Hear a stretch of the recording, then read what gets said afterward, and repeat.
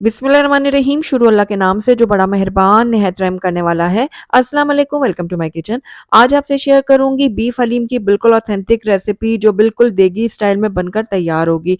जिस तरह आप देग की हलीम खाते हैं ना, बहुत ही रेशेदार मज़ेदार सी, बिल्कुल ये वैसी बनकर तैयार होगी। और मैं आपको गारंटी से कहती हूँ कि एक बार आपने मेरी इस रेसिपी को ट्राई कर लिया ना, तो हर बार आपने इसी तरीके से हलीम को बनाना है। बहुत ही डिटेल में मैं आपको इसको बनाना सिखाऊंगी, जिसकी वजह से जो बिगनर्स है ना, वो भी बहुत ही आसानी के साथ इनको घर में बना पाएंगे। तमाम तर लवाजमात के साथ आप इस हलीम को सर्व करें, जिससे इस हलीम का जो टेस्ट है ना, वो दुगना हो जाएगा। तो आपने ज़रूर ट्राई करना है मेरी इस रेसिपी को। ट्राई करके मुझे बताना भी है कि मेरी आज की रेसिपी आपको कैसी लगी। तो चलिए फिर वक्त ज़ाया किए बगैर इस मज़ेदार और बहुत ही डिलीशियस बीफ हलीम को घर में बनाना सीखते हैं। तो बीफ हलीम बनाने के लिए सबसे पहले हम इसके लिए दालें भिगोएंगे। उसके लिए मैंने यहाँ पर 1 कप ले लिया था गंदम, और अगर ग्राम्स में देखें तो ये 200 ग्राम बनती है। साथ ही यहाँ पर आधा कप मैंने ले लिया था माश की दाल, और ग्राम्स में देखें तो ये 100 ग्राम है। 100 ग्राम ही मैंने यहाँ पर मूंग की दाल ली है। 100 ग्राम जाएगी इसके अंदर मसूर की दाल। 100 ग्राम इसके अंदर मैं ऐड कर रही हूँ चने की दाल, और 1 कप यानी कि 200 ग्राम इसके अंदर जाएगी जौ। आधा कप यानी कि 100 ग्राम इसके अंदर मैं ऐड कर रही हूँ चावल। तो बस यही अनाज इसके अंदर जाएगा। अब सारी दालों को हम अच्छी तरह से मिक्स कर लेते हैं। उसके बाद जो है ना, हम इनको अच्छी तरह धो लेंगे, क्योंकि दालों में बहुत ज़्यादा मिट्टी होती है, तो इनको अच्छी तरह धोना बहुत ज़रूरी होता है। तो चलिए दालों को हम पहले धो लेते हैं। तो यहाँ पर मैंने 3 से 4 बार दालों को अच्छे से धो लिया था। अब इसके अंदर मैं नीम गर्म पानी ऐड करूँगी। इतना पानी ऐड करें कि दालें आपकी अच्छे से उसमें भीग जाएँ। अब इसको जो है ना, हम 3 से 4 घंटे के लिए ना भिगो के रख देते हैं।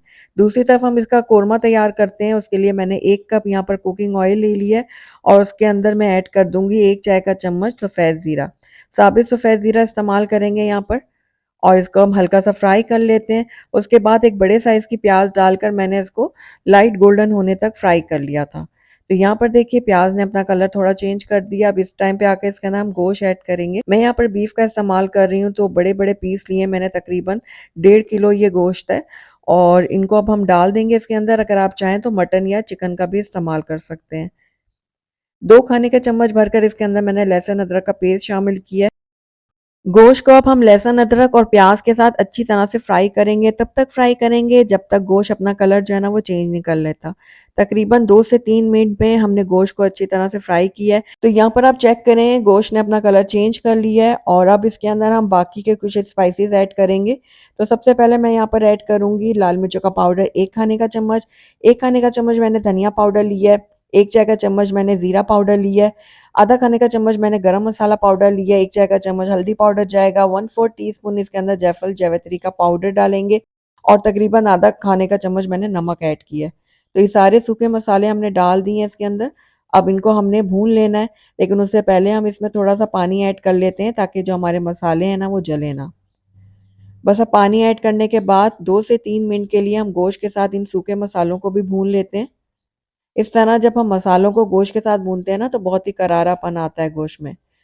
तो अब इसके अंदर जाएगा टमाटर। तो मैंने 2 मीडियम साइज़ के टमाटर लेकर इनको रफली चॉप करके डाल दिया है। आप चाहें तो इसकी जगह जो है ना, वो दही का भी इस्तेमाल कर सकते हैं। आप 1 कप दही ऐड कर लें। उसके बाद 15 से 20 हरी मिर्चें लेकर उनका पेस्ट बनाकर मैंने इसके अंदर ऐड कर दिया। अब इन दोनों चीज़ों को भी हम गोश्त के साथ अच्छे से मिक्स कर लेते हैं।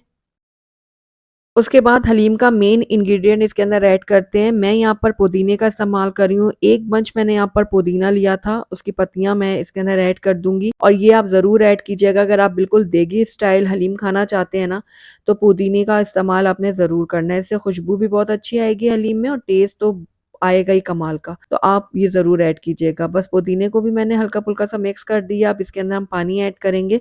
तकरीबन 1 से 1.5 लीटर मैं इसके अंदर पानी ऐड कर रही हूँ। तो मैं यहाँ पर प्रेशर कुकर का इस्तेमाल कर रही हूँ, इसलिए पानी मैंने इतना डाला है। लेकिन अगर आप नॉर्मल पतीली में बना रहे हैं ना, तो ज़्यादा पानी ऐड कीजिएगा, क्योंकि गोश्त को हमने बहुत अच्छी तरह से टेंडर करना है। तो बस सीटी लगा के इसको हाई फ्लेम में पकाएँगे। जैसे ही इसमें स्टीम बन जाएगी, फ्लेम को लो करेंगे, और 40 से 45 मिनट के लिए लो फ्लेम में पका लेंगे। तो यहाँ पर हमारी दालें भी अच्छे से नरम हो चुकी हैं। तकरीबन 3 से 4 घंटे हो गए इनको भिगे हुए। ये देखिए बहुत अच्छी तरह से नरम हो चुकी हैं। तो बस इन दालों को हम पतीली में शामिल कर देते हैं। उसके बाद जो है ना, इसके अंदर हम 2 लीटर के करीब पानी ऐड करेंगे। अच्छा, यहाँ पर जो है ना, मैं प्रेशर कुकर का इस्तेमाल नहीं कर रही, इसलिए मैं पानी थोड़ा ज़्यादा ऐड कर रही हूँ। अगर आप प्रेशर कुकर का इस्तेमाल कर रहे हैं, तो फिर पानी आप ज़रा कम ऐड कीजिएगा। दोनों चीज़ों को हम अच्छे से मिक्स करेंगे, उसके बाद इसको हाफ़ कवर करते हैं और दालों में अच्छे से बॉयल आने देते हैं। तो जैसे ही दालों में बॉयल आना शुरू होंगे ना, आप देखेंगे इसके ऊपर ये झाग सी बनना शुरू हो जाएगी। तो बस अब ये सारी झाग आपने रिमूव कर देनी है। तो जितना मुमकिन हो सकता है मैं ये सारी झाग जो है ना वो निकाल दूँगी बाहर, इस तरह से। उसके बाद इसके अंदर हम ऐड करेंगे हल्दी पाउडर। मैं यहाँ पर तकरीबन 2 चाय का चम्मच हल्दी पाउडर का इस्तेमाल कर रही हूँ और 3 से 4 अदद यहाँ पर तेज़पात के पत्ते भी ऐड कर दूँगी। तो नमक इसमें आप अपने टेस्ट के अकॉर्डिंग डाल सकते हैं। मैं यहाँ पर 1 से डेढ़ चाय का चम्मच ऐड करूँगी, बाद में चख कर हम और ऐड कर सकते हैं। सारी चीज़ों को एक बार अच्छे से मिक्स करेंगे, उसके बाद दोबारा से इसको मैं कवर करती हूँ और लो फ्लेम में इसको पका लेंगे तब तक जब तक दालें हमारी अच्छी तरह से गल नहीं जाती। तकरीबन 30 से 35 मिनट लग जाएँगे दालों को गलने के लिए। तो यहाँ पर 30 से 35 मिनट हो गए थे दालों को लो फ्लेम में पकते हुए, तो ये चेक करते हैं इनको।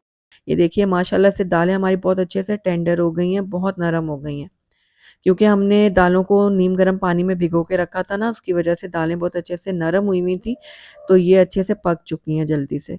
तो बस अब इन दालों को ना आपने पीसना है, लेकिन उससे पहले जो है ना ये जो हमने इसमें तेज़पात के पत्ते डाले थे ना, इनको निकाल लेते हैं बाहर, क्योंकि इनका काम हो गया अब ख़त्म। तो सारे तेज़पात के पत्ते मैंने निकाल लिए हैं बाहर। अब आप चाहें तो इनको ब्लेंडर मशीन जो जग मशीन होती है ना, उसमें डाल के ब्लेंड कर लें या फिर खोखने की मदद से ब्लेंड कर लें। मैं यहाँ पर हैंड ब्लेंडर का इस्तेमाल कर रही हूँ और मैं बहुत ज़्यादा दालों को नहीं पीसूँगी क्योंकि जो जौ और गंदुम के जो मोटे-मोटे से चंक्स आते हैं ना मुँह में, वो खाने में बहुत ज़्यादा मज़ेदार लगते हैं। इसलिए देखिए मैंने थोड़ा-थोड़ा सा इसको पीसा है, ज़्यादा नहीं पीसा। अदरवाइज़ अगर आप बहुत ज़्यादा पेस्ट वाली दाल पसंद करते हैं तो आप ज़्यादा पीस लीजिएगा। तो बस इसके अंदर जो हमने कोरमा रेडी किया था ना, वो डाल लेते हैं। तो ये सारा का सारा कोरमा हम डाल देते हैं दालों के अंदर और अब हम अच्छे से मिक्स करेंगे। दालों को, कोरमे को बहुत अच्छी तरह से हमने यकजान कर लेना है। तो यहाँ पर देखिए दोनों चीज़ों को मैंने बहुत अच्छी तरह से मिक्स कर लिया था। अब मैंने नमक चखा तो मुझे नमक थोड़ा-सा कम लग रहा था। तो मैं इसके अंदर नमक ऐड कर लेती हूँ अपने टेस्ट के अकॉर्डिंग। उसके बाद आधा खाने का चम्मच इसके अंदर मैं गरम मसाला पाउडर भी ऐड करूँगी। अब इन दोनों चीज़ों को हम अच्छे से मिक्स कर लेते हैं। अगर आप बहुत ज़्यादा टेस्टी और बिल्कुल देगी स्टाइल हलीम खाना चाहते हैं ना, तो आप 30 से 35 मिनट के लिए हलीम को घोटा ज़रूर लगा लीजिएगा। उससे आपकी हलीम बिल्कुल देगी स्टाइल बनेगी। इस टाइम पे आकर आप किसी की हेल्प ले सकते हैं। अगर आप इस तरह से नहीं घोटना चाहते, तो आप मशीन का भी इस्तेमाल कर सकते हैं। तो बस ये देखिए अच्छी तरह से मैंने हलीम को गोटा लगा लिया था तकरीबन आधा घंटा और ये बहुत ही रेशेदार मज़ेदार सी हमारी हलीम रेडी हो गई है। अब आप इसको एज़ इट इज़ भी सर्व कर सकते हैं, लेकिन इसको मज़ीद फ्लेवर देना है ना हलीम को, तो आप इसमें घी का तड़का लगा लें, ताकि हलीम आपकी मज़ीद टेस्टी हो जाए। तो मैं भी कुछ ऐसे ही करने वाली हूँ। दूसरी तरफ मैंने यहाँ पर ले लिया था एक पैन और इसके अंदर मैं ऐड कर दूँगी तकरीबन 3/4 कप घी। घी को हम अच्छे से मेल्ट होने देंगे, जैसे ही घी थोड़ा गर्म हो जाएगा वैसे ही हम इसके अंदर प्याज़ ऐड करेंगे। मैंने यहाँ पर 2 मीडियम साइज़ के प्याज़ लिए थे, जिनको बिल्कुल बारीक काट लिया था मैंने। ये इसके अंदर ऐड करते हैं, लेकिन प्याज़ों को आपने इस तरह से खोल-खोल कर डालने हैं ताकि आपके प्याज़ एक जैसे फ्राई हों और गोल्डन हों। तो बस ये सारे प्याज़ मैंने डाल दिए, अब इनको हम अच्छे से फ्राई करेंगे तब तक जब तक ये गोल्डन नहीं हो जाते। तो यहाँ पर प्याज़ ने अपना कलर चेंज कर लिया है। बस अब निकाल लेते हैं इनको एक स्ट्रेनर में ताकि इनका एक्सेस जो घी है वो निकल जाए। तो सारे प्याज़ों को निकाल के अच्छी तरह से हम इस स्ट्रेनर में निचोड़ लेते हैं। उसके बाद इसको एक प्लेट में डालेंगे और अच्छे से फैला लेंगे ताकि ये हमारे प्याज़ जो है ना मज़ीद क्रिस्पी हो जाएँ। इन प्याज़ को जो है ना हम गार्निशिंग के वक़्त यूज़ कर लेंगे। इनको एक तरफ रखते हैं और जो घी है ना इसको लेके चलते हैं अपनी हलीम की तरफ। तो ये सारा का सारा तड़का जो है ना घी का हम डाल देते हैं हलीम के अंदर और ये लीजिए बहुत ही मज़ेदार सी हमारी हलीम रेडी होने वाली है। बस इसको अच्छे से मिक्स करेंगे और बहुत ही टेस्टी, बहुत ही मज़ेदार सी हमारी हलीम जो है ना वो रेडी हो जाएगी। तो घी को मैंने अच्छी तरह से मिक्स कर लिया था और ये देखिए इसकी फाइनल लुक। तो चलिए इसको मैं आपको प्लेट आउट करके दिखाती हूँ। तो हलीम को मैंने एक डिश में निकाल लिया था। अब इसके ऊपर हम सारे इसके लवाज़मात डाल लेते हैं। सबसे पहले मैंने ब्राउन की हुई अनियन डाली है, बारीक कटी हुई हरी मिर्चें डालेंगे, थोड़ी-सी इसके अंदर मैंने बारीक कटी हुई अदरक डाल दी है, धनिया और पुदीने की पत्तियाँ डालेंगे थोड़ी-सी, उसके बाद लेमन के स्लाइसेस से इसको गार्निश कर लेंगे। ज़रूरी नहीं है जो-जो चीज़ें मैं डाल रही हूँ आप भी वो तमाम चीज़ें ऐड करें, आपको जो चीज़ पसंद नहीं है आप उसको स्किप कर सकते हैं।